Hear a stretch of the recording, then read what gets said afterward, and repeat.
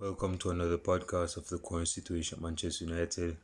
I'm going to be doing a few new news for Manchester United as it relates to transfers, as it relates to the latest news correlating to Manchester United, and then I'm going to go into my match preview for the Champions League game, and also I'm going to give my match reaction for the Manchester United game against West Ham at the London Stadium. Now, Manchester United was, I wouldn't say the black horse in this game because we had the better players and it was expected of us to win.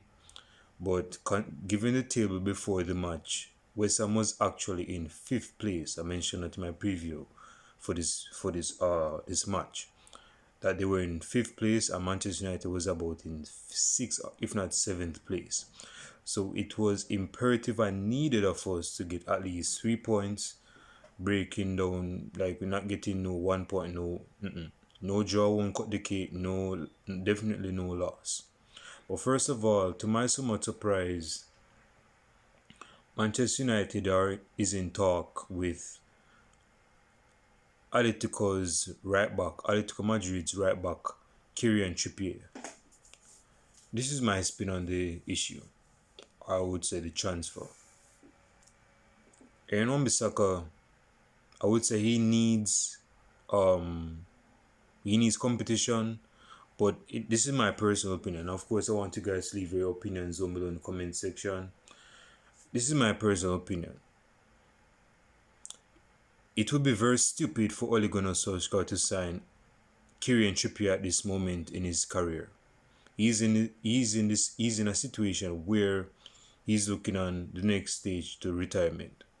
He's entering his 30s slowly, Kieran Trippier. My man loaned out Dalot to AC Milan. Why are you going to sign a new right back when you could have easily kept Dalot, bro? That doesn't make any sense. Again, this is just a rumor, but if it's true, bro, if this is true, then that is an indictment on Ole Gunnar Solskjaer. Why do you need another right back where you have a right back that you loaned to AC Milan? Why do you need another right back when you could have easily kept Dalot and improved his game the same as well as Aaron Wan-Bissaka? Yes, we get that Aaron Wan-Bissaka needs competition, and Timothy Fosumen says not really a composition for the position of being a right back. My man should be playing at the base of the midfield. My man should be Edgar Davis when he's playing as a defensive midfield. That's his position, not as a right back. So I don't know where this right back came from with Timothy Fosumen, sir. But back to this transfer talk. Doesn't make any sense to get Kieran Trippier, bro, because again, if we get him, we're going to get back Dalot next season, after this season. And if we have like 3 right backs, who's going to start? Because 2 of those right backs in Aaron Wan-Bissaka and Dalot, their growth is going to stagnate. It's not going to pollinate, it's not going to grow, it's not going to glow, and it's not going to go anywhere. So it's best in our interest to just make Kieran Trippier stay in Spain, because he's not going to be the same. You know what I'm saying? He's not going to be the same player when he comes to Manchester United. Again, he's entering the latter stage of his career. We don't want any Mourinho type of signings right now, because Mourinho is not in charge. We don't need that type of signing right now. What we need to be doing, I'm looking at the Manchester United latest news on my computer. What we need to be doing is to help the growth of Aaron Wan-Bissaka with his attacking game. He can improve his defensive game because he's not the finished article as a defensive right back as yet. So there's obvious improvement there that he needs to get to. With Dalot needs to improve his defense. I would say Dalot and Aaron Wan-Bissaka is like the different side of both coins. On one side we have Aaron Wan-Bissaka, who has the defensive package locked down but needs to improve his attacking display. And on the other side of the coin, we have Diogo Dolo that needs to improve not only his defensive display but his attacking. Although I would say he has more emphasis on the attacking side because he's Portuguese, but still he has improvement more so on the defensive side. So for Delo, the defensive side, Wan-Bissaka, the attacking side. Both sides are the same coin. Both sides are the same coin in the same boat, just facing different positions and locations. But as relates to this, it doesn't make any sense to get Trippier at this moment in time. It doesn't make no sense. The next piece of news we have is Guardiola is talking about the derby very early. I guess my man is trying to chop in everything so that he can probably get 3 points against us coming this weekend. But we gonna make that stay until next week. We don't want to rush it.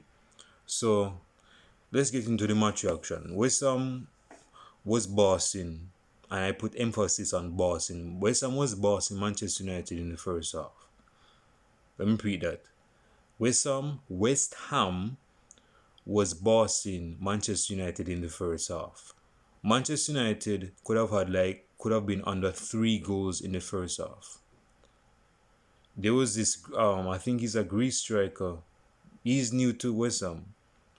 He scored the only goal for West Ham in that game. I think it's Sol something.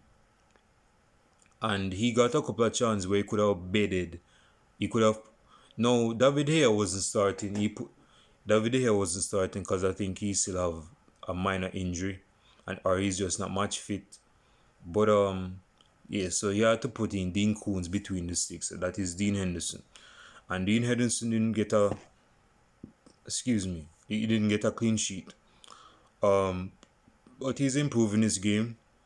When he improves his game, he's going to gain experience, and experience is essence of doing good. So when he gets experience, he's going to improve as a top goalkeeper, because that's what De Gea did in his younger years, years when he was at Manchester United, like in his first season, and it's definitely in his second season. So Dean Koons is going to get better for Manchester United, but on the overall display, bro, Bruno Fernandes didn't start. McTominay was dire in the midfield. This is not me knocking down on McTominay, but McTominay needs to work on his game. His game is just...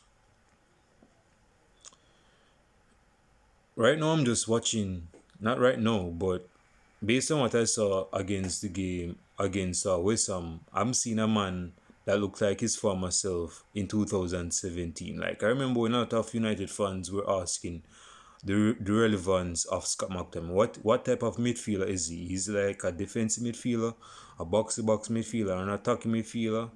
Well, if he's an attacking midfielder, he has no attacking sense to him. So what is he doing?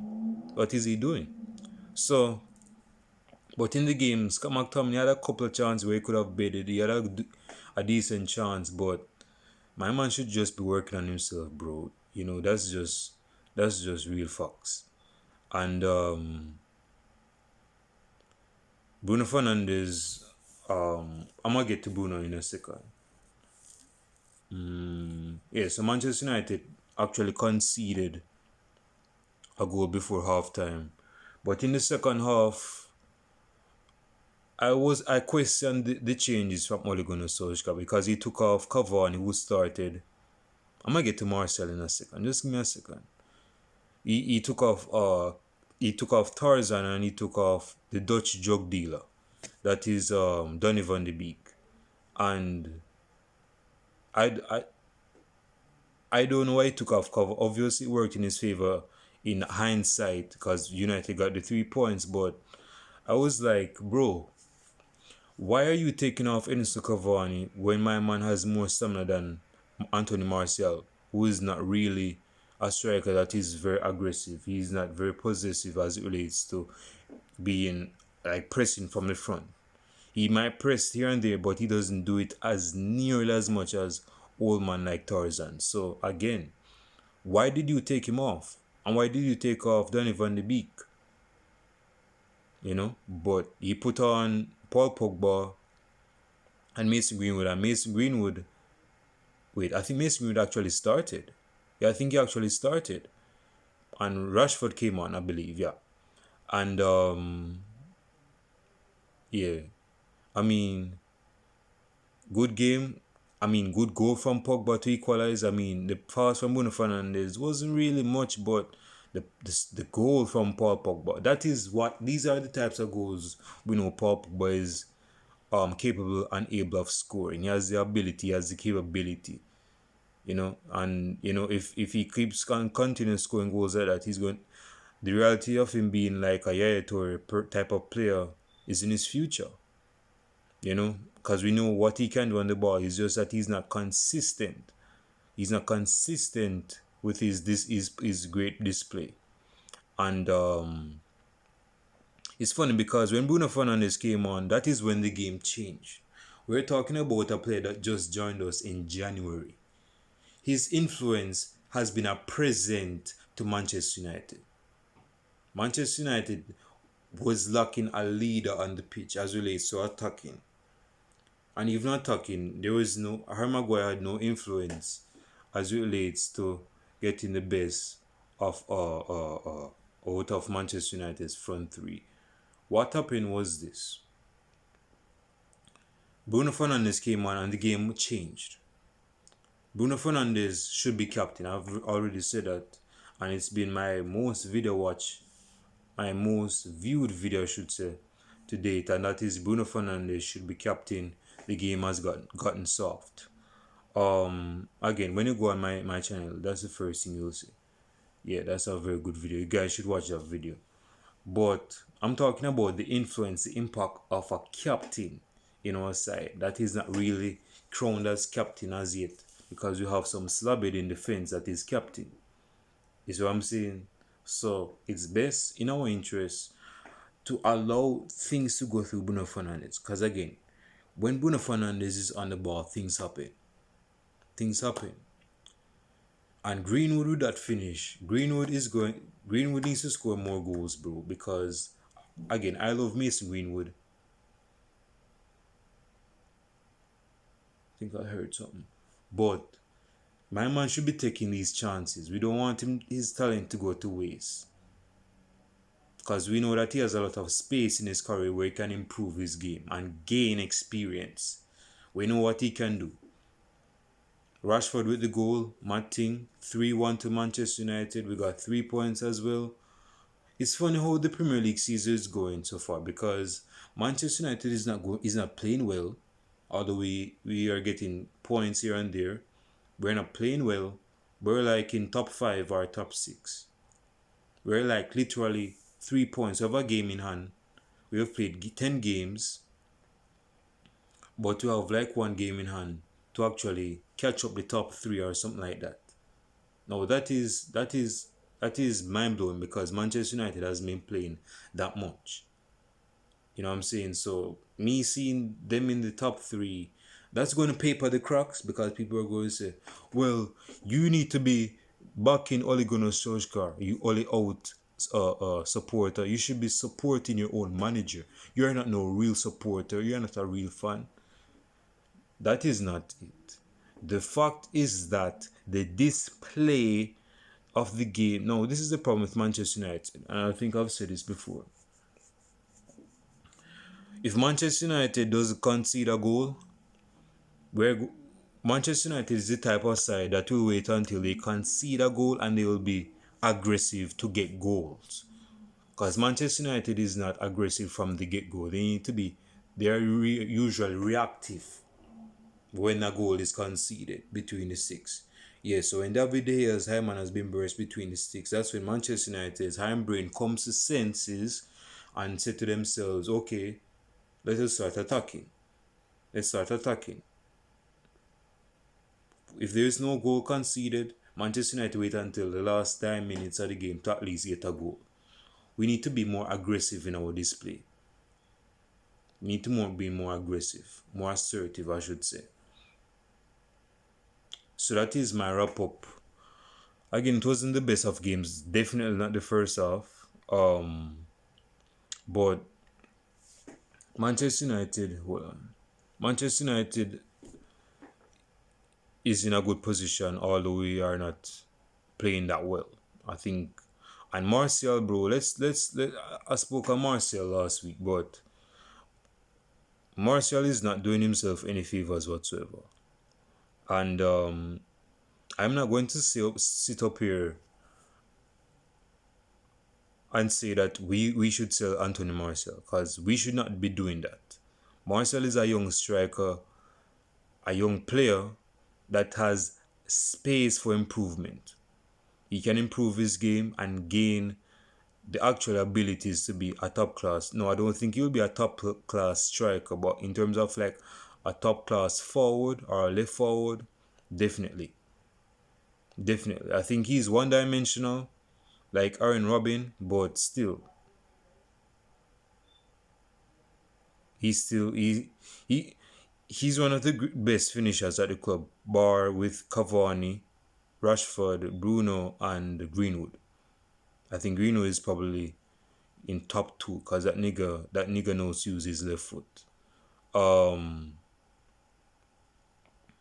So yeah, I'm going to give my preview for Manchester United's game against RB Leipzig. We're going to Germany to, let me say something real quick, to play our final Manchester UCL game against RB Leipzig. It's funny because since PSG beat us last week Wednesday, if Manchester United doesn't win this game, we might actually end up in the EuroLeague, and that might be telling. And if Manchester United end up in the EuroLeague, we have issues. Obviously, Ole Gunnar Solskjaer has issues. I'm going to just look up the group table real quick just to see the points, because okay, it says here that Manchester United, because all side has played 5 games so far. Manchester United has 3 wins out of 5 matches and 2 losses. And Manchester United scored 13 goals, which is very good, conceded 7. And we have 9 points. PSG is in second place with 5 games played, 3 wins and 2 losses. But the difference is that they scored 8 goals and conceded 5. And they still have the same points as us. RB Leipzig has 5 games, they have won 3 games, and they have lost 2 matches. So they haven't conceded no draws as it. They haven't drawn any game. Actually, no side has drawn. It's either a win or a loss. It's either or.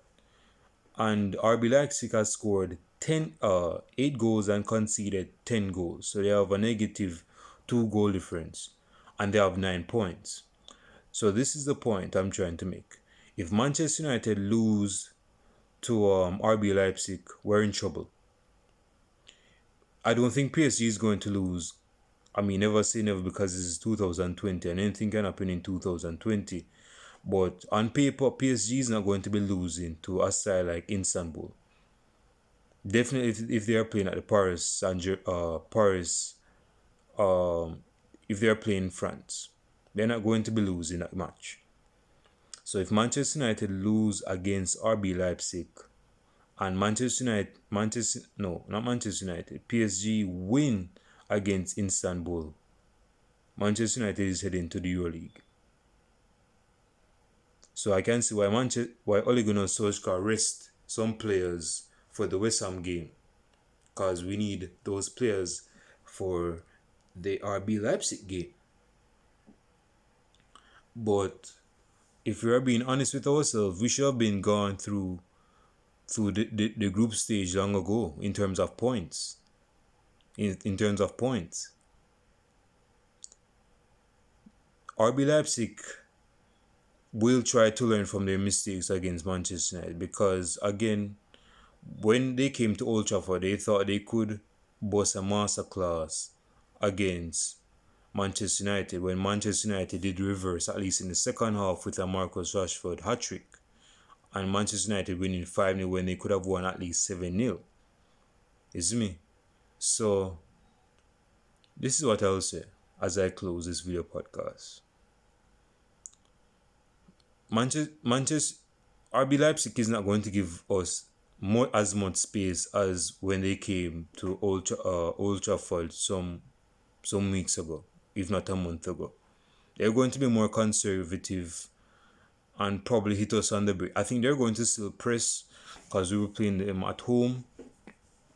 But in terms of without the ball, I think they're going to be pressing us, but they're not going to be giving us enough space for us to exploit with the pace of Rashford, Martial, and maybe Daniel James if he plays, or even lives to see on the bench. But my prediction, no, let me give my starting level. I know this is early, but I just don't want to. My lips are kind of dry. It's kind of negative. It's negative.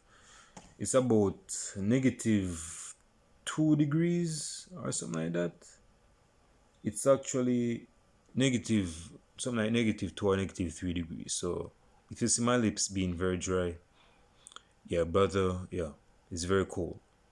So anyway, my starting 11 is this. David De Gea. I think David De Gea will be back in time to start. Wan-Bissaka, Lindelof. No, I think Tuan-CB might actually start. Although I'm not really going on that as yet. But for the moment in time, I'll say Lindelof, Harry Maguire, Alex Telles at left back. In midfield, I'm wondering if he's going to play a 4-3-3 or a 4-4-2. I'll go back to the 4-2-3-1 Ole Gunnar Solskjaer.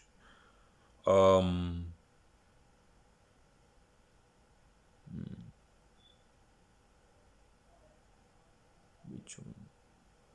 Okay, let's go the 4-4-2 diamond.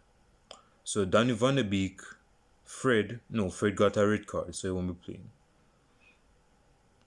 That was just poor from Fred. But yeah, Pogba will be starting with Fred in midfield. I think Matic will be starting. If not Matic, then Scott McTominay, with Bruno Fernandes at the top of the pyramid in terms of the diamond, the 4 midfield man diamond. And I think Rashford will be starting and Cavani. Rashford and Cavani will be starting. I think Greenwood will be coming off the bench to make an impact if needs be. So again, you guys know what's up. Leave your comments down below in the comment section on your prediction. No, the first thing, leave your predictions. Whether it's 2-1, my prediction is 1-1. No, not to be negative, but probably 2-1, something like that. It's not going to be an expansive game. But again, I can be wrong, but that's just my trick here. That's just my impulsive estimation. So again, leave your predictions down below in the comment section. As you can tell that I'm very tired, and that is true. Leave your predictions down below. Who do you think was the man of the match against West Ham? My man of the match was obviously Bruno Fernandes. That man is making a lot of impact. And definitely the man I left out was Mata. Mata for that last assist for Rashford's goal. Someone said a comment on Twitter. He said that if football was the way it was like 10 to 20 years ago, Mata would still be an elite footballer. I would agree with that somewhat, but he was saying it like the football right now doesn't really suit Juan Mata. It doesn't really suit Juan Mata. And I'm saying this, bro. Manchester United has a player in their arms named Juan Mata that can make a difference. It matters to him. When the game needs be, it really matters to him.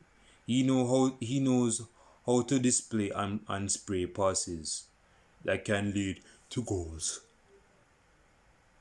So again, leave your prediction, your man of the match, your predictions for the Manchester United against RB Leipzig.